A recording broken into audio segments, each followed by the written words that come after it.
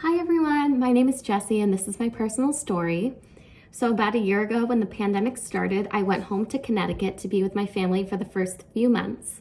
While I was home, I started getting really lonely, feeling sad, out of my element, and just bored. So I wanted to download a dating app, and it wasn't long before I met a boy named Brian.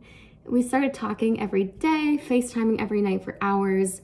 After a few weeks passed, I knew I needed to return to Boston and meet him.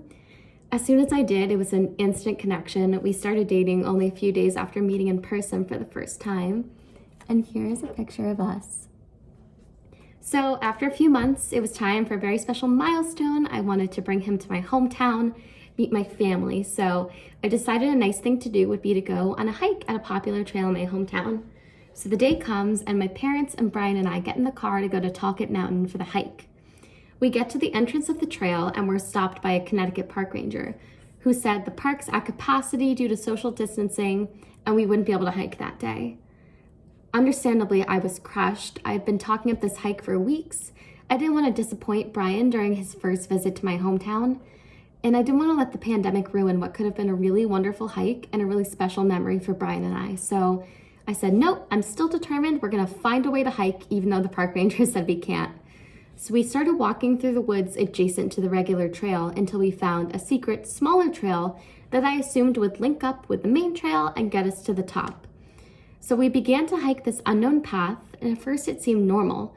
A regular trail in the woods that had clearly been used before. There were some hikers coming down, there were some trail markings, so I felt pretty confident about it. But after a while, the trail ran out.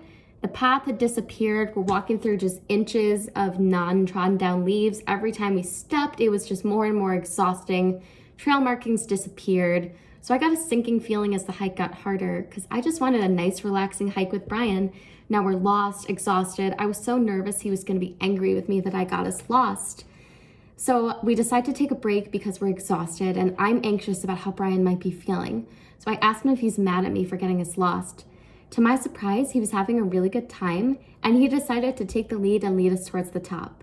So feeling more positive, energy renewed, we hightail it towards the top. We can see a glimmer of light at the horizon. We know that must be the top. We get up there, we look out over the valley and there's all these beautiful changing colors for miles.